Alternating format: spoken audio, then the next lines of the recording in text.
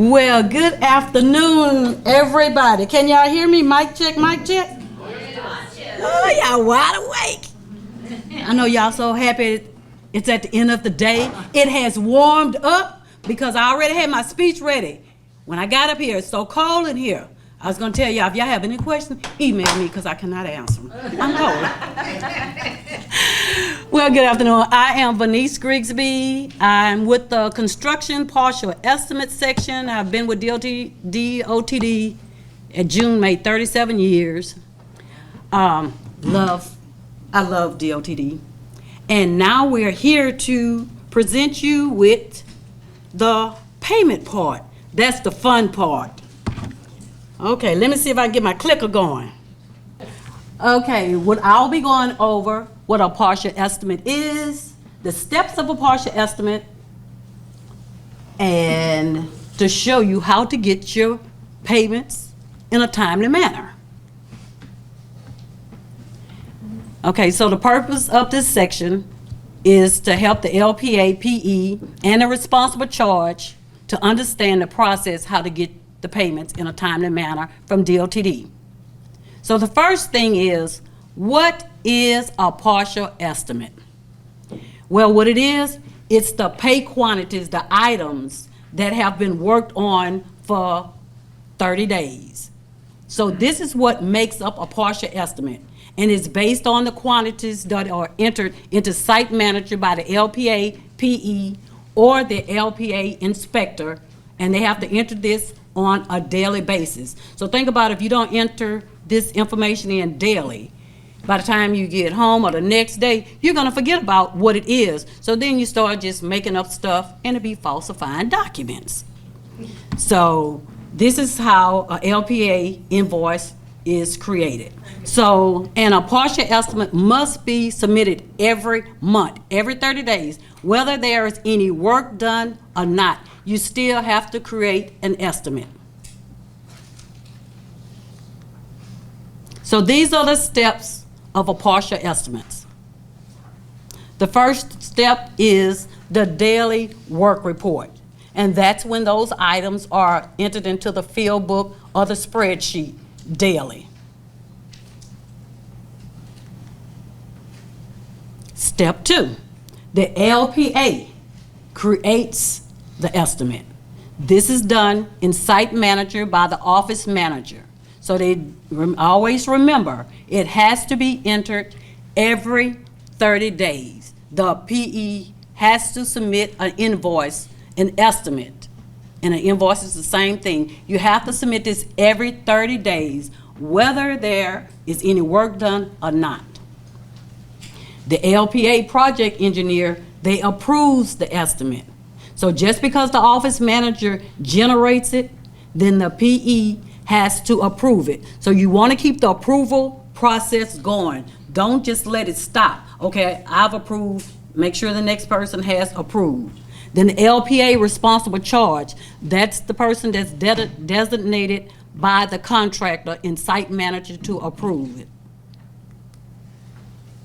So this is what a partial estimate looks like. So it has like the, let me come out here and look. Okay, it has the line number, it has the item number, it displays the unit, the contract quantity, the estimate quantity, the unit price, and the amount that's going to be paid for each item, which is going to make up the estimate. So it shows how much federal funds will be used, how on this project, how much local funds are used, and what the project total is that's for this estimate.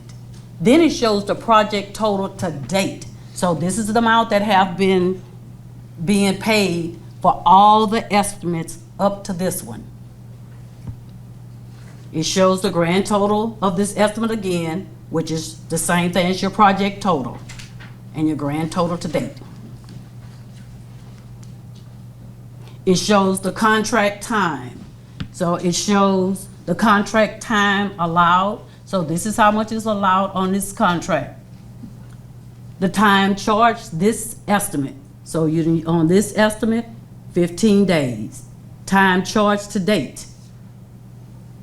Calendar days, it shows the percent time used and the project percent complete. Yeah. It's question time. Shellbacks, an LPA entity can create a partial estimate on their own template and submit it to DOTD. It's true. True. False. False? False, are you crazy? Oh my gosh, where you been all day? You know what? Just go ahead and just make, you know what? Make you an estimate on your own template. You can do it now. You might not get paid with any real money, but hey, you made it on your own template. Because I don't like candy. See, that's it. That's a good one. But try one on your own template and let us see how the payment go. That's a good one. Yeah. Okay, moving on. Step 3. So how to determine if your project is a cost reimbursement or a cost disbursement. You read the entity state agreement. That's where you can tell. So let's see what it looks like, how it's gonna tell me. So what happens is the DOTD reimburses the funds to the entity monthly. Now, once we pay the entity, you are responsible for paying that contractor. You don't hold that money.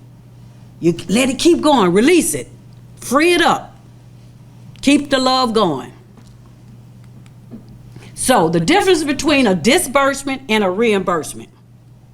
On a disbursement, the LPA submits a cost disbursement form and the invoice to DOTD. DOTD sends LPA the percentage. So if the project is 80% and a 20%, so DOTD is gonna pay the LPA 80%, but the entity, the LPA, has to pay that contractor 100%, not just the 80% that DOTD sent to the entity. So then the LPA pays the contractor. LPA provides DOTD with proof of payment to the contractor within 60 days. So 2 estimates later, you have to provide us a copy of the canceled check.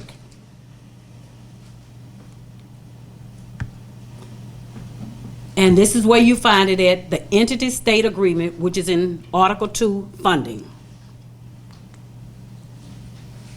This is what it looks like. And it shows you it's a disbursement. And then it shows you the percentage. This is 80%. So this is the percentage that DOTD is going to disperse to the entity. So this is just a review of it. So the daily work report is generated. LPA creates an estimate every 30 days. The estimate has to be approved by everybody that's in that approval change. Once it's approved, DOTD pays the LPA. Then the LPA pays the contractor. All of that's done within 30 days of the work performed? Oh, go back. The 30 days, yeah, that's for the 30 days. That's what makes up your estimate. So that's all the work that's done within that 30 days. Okay, so from the time that 30 days ends that the work was performed, all of those steps are done and the entity pays the contractor within 30 days? If all the money is there, this is the thing. If the canceled check is not received from the prior invoices, say you're on estimate number 3. So estimate number 6, if we have not received your cost in your canceled check from estimate number 3, we can't pay you for estimate number 6 until we receive that canceled check. So all of the approvals get done and the entity gets paid within the 30 days.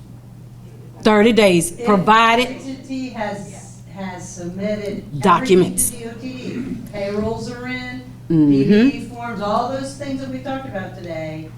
When you send that partial estimate in, if all of it's already in there, you will get paid within 30 30 days. days of you receiving all of the Yeah, information? of you Everything. submitting Okay, it. we were talking earlier about the entity needs to by law pay the contractor within 30 days. of Okay, the the contractor bills you at the end of the month. They should be sending you a monthly invoice at the end of the month.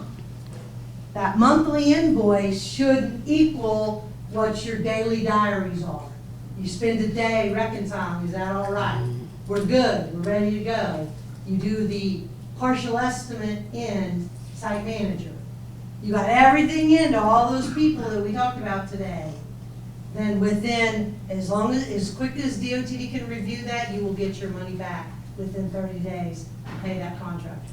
So they've billed you on the end of the month, you should get that money back before the 30 days. If you don't get it back, it's your fault because you haven't inputted everything you needed to do. You still have to pay the contractor. Mhm. So You still have to pay the contractor within 30 days with your own money. And we get a lot of calls from the contractor. But we don't have anything to do with it because our contract is with the entity. But that entity is responsible for paying them. So if I look in there, oh, we paid them on such and such day. So you're responsible. As soon as we pay you, pay them. What is a disbursement? Right, it's not on That's the disbursement. So remember, there's disbursement and reimbursement. You got We're talking about reimbursement. Yeah, we're going to that. So whether or not the entity has received the funds from DOTD, they are required to make the payment regardless of if they Yes, received funds. within 30 days of them, they're agreed upon, when you're This invoicing. is the the- suggested order of operation, not required. Like, so the entity can make the payment to the contractor. They're not required to wait Oh, for the sure. LPA to receive funds from DOTD. Right, Exactly. exactly. Okay, so now we're up to the documents that are required for the disbursement. So with every estimate, you have to send in a cost disbursement form. With every estimate. So say, for instance, you send in the estimate is there. My section is getting ready to do an audit on it. They don't see the cost disbursement, so they email the PE or whoever the responsible charge is, tell them that we need the cost disbursement so we can process the estimate. This is what the cost disbursement looks like. And you can, yeah, it should come with you in your contract, a copy of it. And this is the information that has to be filled out. You have to fill out the date,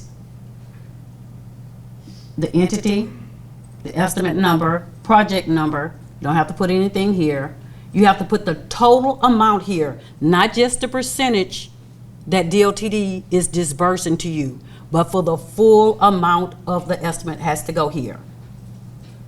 And the project name, phone number.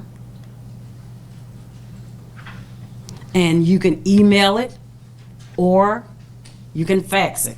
I don't know, people, I had to question, one of my grandchildren asked me, they still have fax machines? But the safest bet is to email it to one of us. That means I would send it to everybody in the group. That's something I always advise. Send it to everybody in the group. Therefore, somebody got it. Then 60 days later, 2 estimates later, we need a copy of that canceled check showing that you did pay the contractor. If we do not receive it by the time you get ready for the estimates down the road, we'll have to hold it up because we don't have that documentation. All of this is part of the audit. And when you send in a check, it has to be the front and the back of the check. We also get a lot of people do direct deposits. And I'll show you when we get there. We do accept direct deposit. When we get to that, I will show you that. You cannot lump it up. You have $10 million worth of checks going out to various people. We have no idea out of this $10 million of the $500,000 belong to DOTD. So we can't sort that out like that. Okay, now let's go over what a reimbursement is. The reimbursement is when the LPA pays the contractor up front. You submit the canceled check showing where you did pay the contractor. Submit that whatever estimate. And then we will in turn pay the entity, the percentage.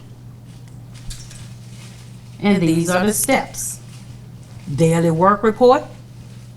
The LPA creates an estimate every 30 days. The estimate is approved. The LPA pays the contract up front.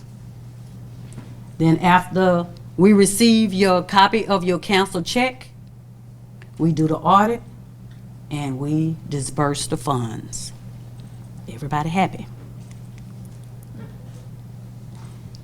And once again, where you can find what type of project you have, if it's disbursement or reimbursement, is your entity state agreement, and it tells you the percentage.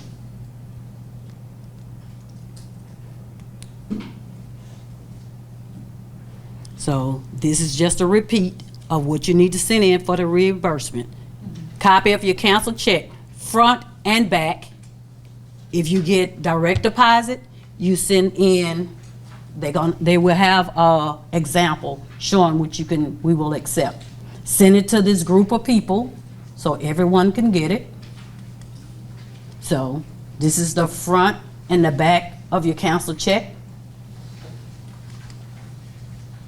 Okay.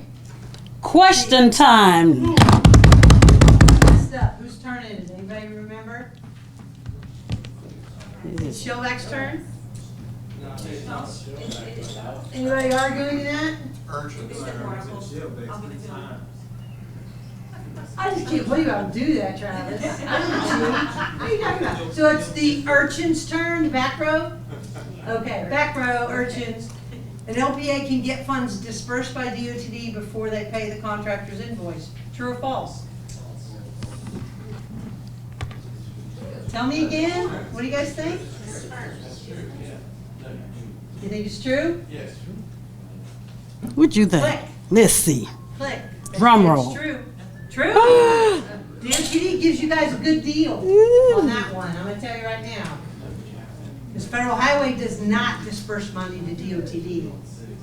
We wait for the canceled check for them to invoice us and then we pay. So you wouldn't Okay. give them the money?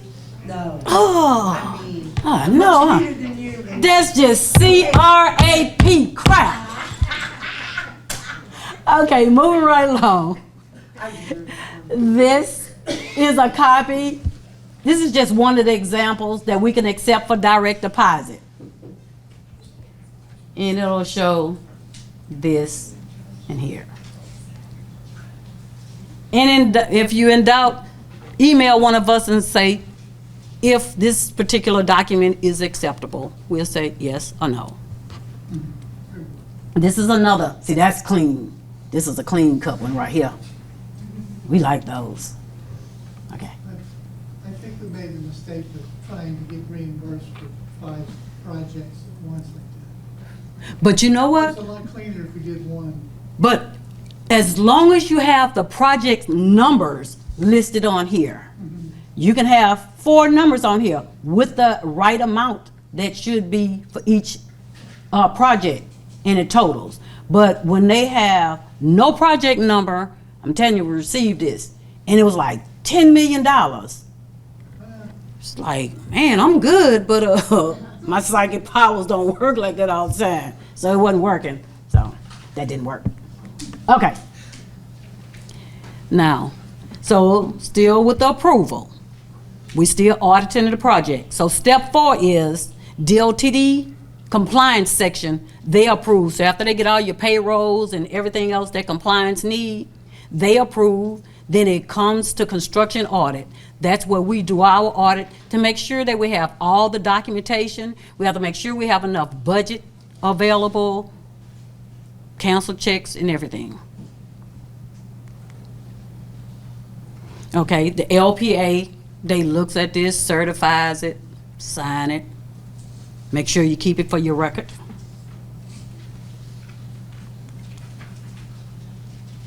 And so it's for verification purposes. So the responsible charge approves the estimate and site manager through the approval routing. Okay, so this is what it looks like in site manager. Once all your quantities have been entered and then made up your estimate, then it starts approval. The site manager has approved it. The PE has approved it. Now, if it stops here and doesn't go anywhere else, the contractor is calling, asking where their money is. Well, the contractor, who is going to be the responsible charge, has to approve here. Then compliance do their audit. Then it comes to construction audit. So you acknowledge that you have read all this, you agree with it, but whether you agree or not, it still comes on. Then you know, if we have a dispute, then we'll check it out, but it'll still go on. So all the projects with federal funds are required to submit payroll documents, which compliance went over with you. So all this has to do with compliance with all you need from them. I'm not gonna bore you anymore with that.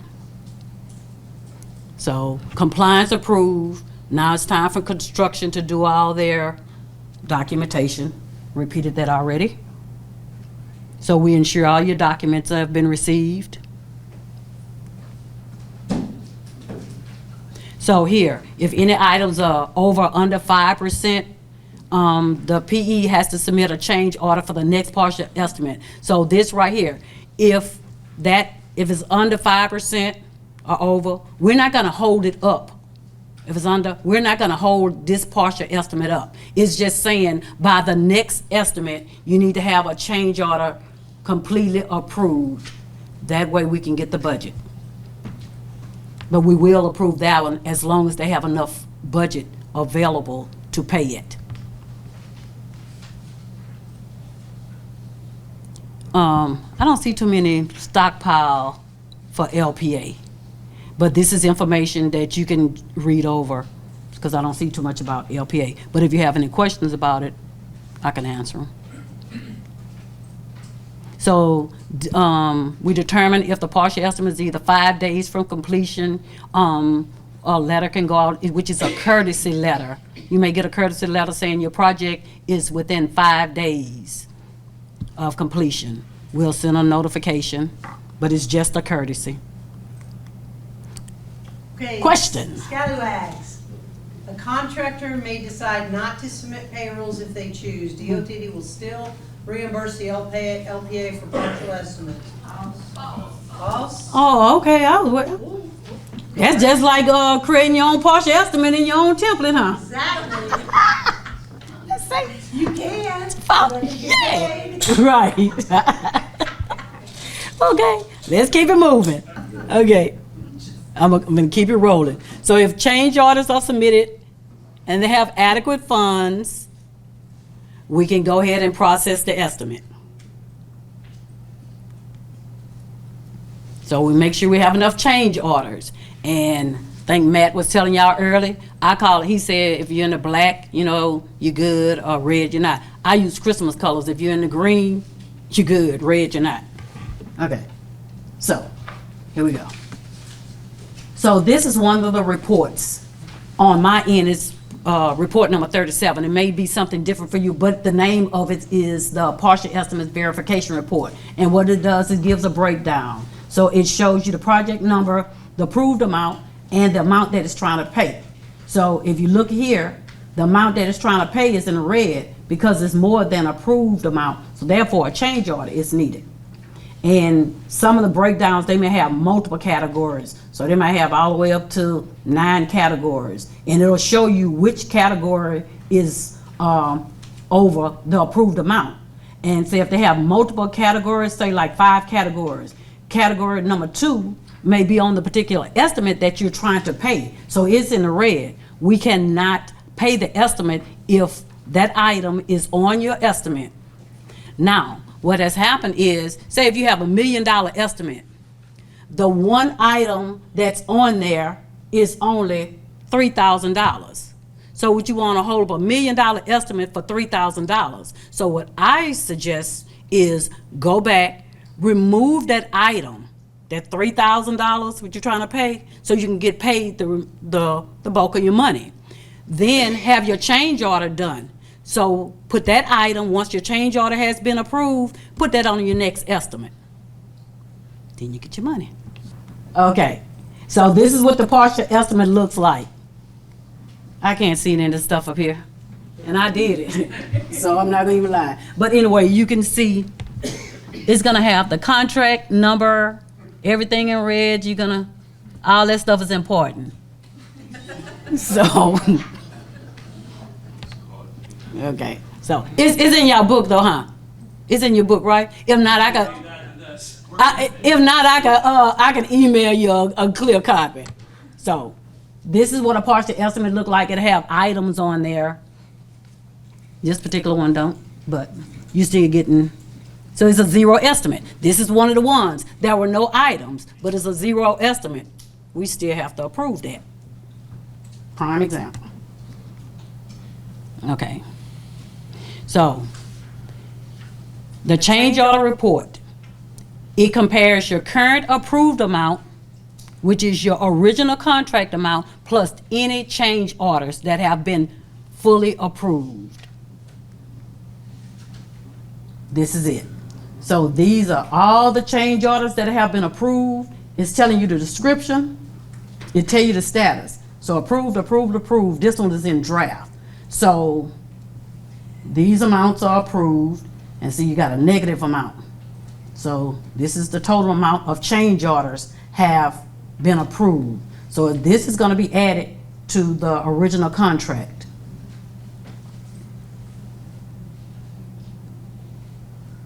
So this show you what the total contract amount was originally. This is the amount of the change orders. So now this is the total approved amount. So the entity have to get approval from the project manager to get additional federal funds on the project. But see, you do your change order, and this is how you bring it up to get that out of the red. You got a question? Barnacles. An LPA project engineer does not have to worry if the cost of the project estimate is over the total approved project cost. Change orders are optional. Oh, you don't want it? False? You don't think so? Everybody agree with Okay. that? False. Okay, good job. Very good. Very, very, very good. Yes. Okay. Do y'all have any questions? Girl, put your hand down back there. Anyway, if you don't have any more questions, I thank you for your time and attention, and my name is Venice Grigsby.